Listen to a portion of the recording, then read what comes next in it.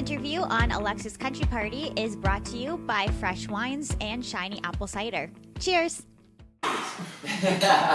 This is, you said, your first time in this area? Yeah, first time at Boots and Hearts. We've heard a lot about it for a couple of years and we've been dying to get out here and we finally are, so we are pumped. And we've got a rosé to start the day, so thank you. Rosé to start the day, Oh, that one. It's great. Kicking it off. Well, if you didn't catch that accent, they're Australian. I love it. We're just talking a little bit about Vegemite. And we didn't finish that conversation, so I want to continue it with you guys here. Vegemite, I wanted to say, their description of how they would explain it to a Canadian is the same way that I would, because I've tried it once before as well. Well, can I assume what your description is first? Is it, you were going to say it's terrible? Is that the description? I wasn't going to say it's terrible. Did you like it? Crap. I'm not going to say that either. Okay. See, I guess it's one of those things that we grew up eating, so we're kind of used to it. But people will literally eat it off of a spoon by itself, and I'm like, that's not how you do it. It's you butter some toast, and then you put a little bit of Vegemite, like a fingernail's worth, and then spread that, and it's just a nice little game of restraint. But it's nice. But people are also allowed to not like it. I feel like a lot. But how would you describe it? How would I describe the taste of it? Mm-hmm. It's kind of like a weird. I don't really know. It's a salty yeast extract. It's kind of gross when you try to describe it, but I don't know. It tastes great. But it is salty, I would say. How would you describe it? I need to hear it.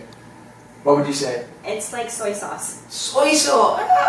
But I did have it buttered on toast. I had an Australian make it for me. Yeah. There's in Vancouver actually, but they brought it over for Fashion Week actually. So they needed to have it, and very fashionable stuff. Yeah, you have to try it, and I'm like, I can see if you grew up on it. Totally. Not something that I feel the need to do again, but I say soy sauce. Okay. I like that. I haven't actually thought about it that way, but that makes sense. It is similar. So speaking of food, you guys do some pretty cool videos. Go check them out. They're hilarious. They find the strangest foods and then they taste them and they crack jokes about it, and it's really funny. What would you say is the grossest thing that you've tried so far? Tom surprised me with a can of fermented fish. It's called surströmming. It's from Sweden. I think you paid $80 to get it. Oh, yeah, you got it shipped in. The second you open that can, it's like hell breaks loose. It smells so bad. Graceful. That's definitely my way. I don't like seafood at all, but seafood that's been sitting in a tin for 10 years, it's even worse.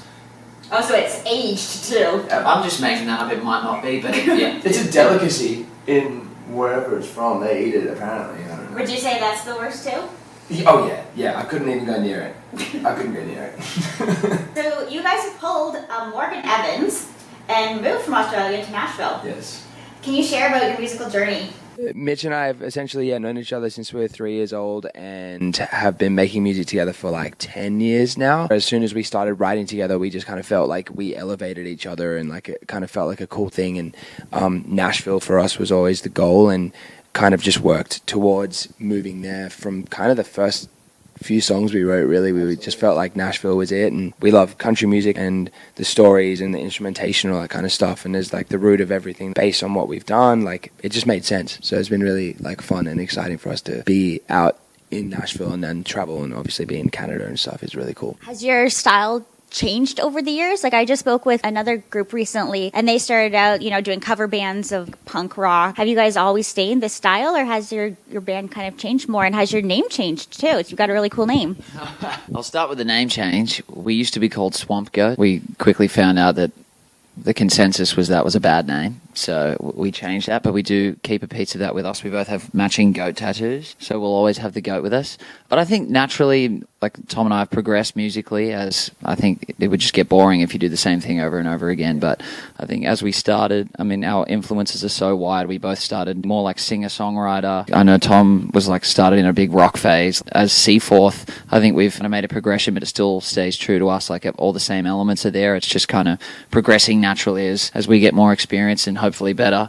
If it starts going the other way, then that's when you just give up, I guess. But I think it's just a natural progression, always keeping it true to Seaforth, but obviously we want to keep pushing boundaries and challenging ourselves. No drastic changes. Do you guys each individually have a strength that you bring to the table, something different when you're writing? I know you guys are both individually really into songwriting. I guess, yeah, like we both are very hands-on. Like Mitch is one of the most talented people I've ever met in my life. He's unbelievable, and I think I'm super lucky to make music with him. Being friends for so long, you end up trusting each other instinctually, like with music and stuff. So I feel like in a room, we can kind of tell if one of us isn't vibing or whatever, and usually we're both pretty much on the same page with that. It's a nice collaborative experience. Your new song, Being Better, is pretty cool. The music video for that is really beautiful, but it's so serious, and you guys are that serious. I was like, what's the deal here?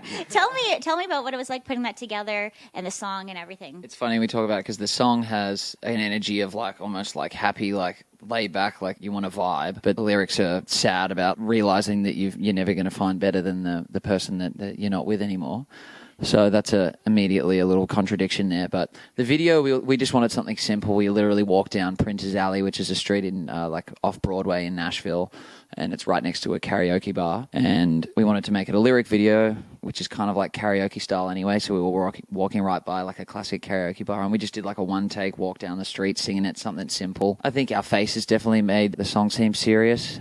We tried to do the whole video in slow motion first, and then we had to sing it like double speed and then slow it down, and it just kind of looked ridiculous. So we ended up just doing a one take at the end of us just walking, and that's what we ended up using. But I'm real proud of it. That's definitely one that's pushed out a little further than all the other ones we did, but Tom produced it. We've had like the demo for a while, and it's great to finally like see the light. Another new song out called Get the Girl, which we put out a couple months ago, which we'll play, and Been Better is yet to be added. It's literally fresh, so we have to have to figure it out first. But yeah, I noticed that you guys seem to be friends with some Canadian country singers.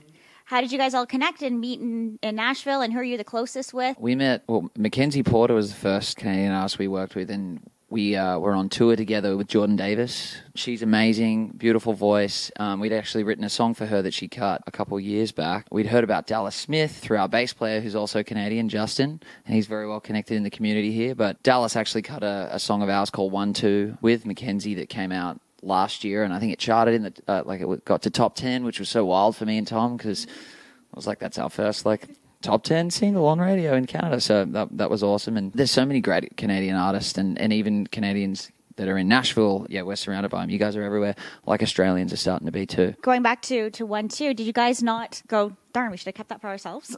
I think we were looking at cutting it, and we were going to put it out. But then I think it was like the opportunity, because Dallas is obviously like crushing it up here, and Mackenzie's crushing it too. And, you know, we're fans of their music. And so that was just like a cool thing for us to do for sure. And I'm glad that it kind of did what it did. And it's like a cool moment for us, even playing up here, to be like, hey, like, do you all know Dallas Smith? And everyone's like, yeah. And we're like, well, we put this song out. Or like, he put the song out and we wrote it, whatever. It's a cool moment. So, yeah, I'm happy about it. Thanks so much for hanging out with me, and enjoy your time in Canada. And cheers. Cheers.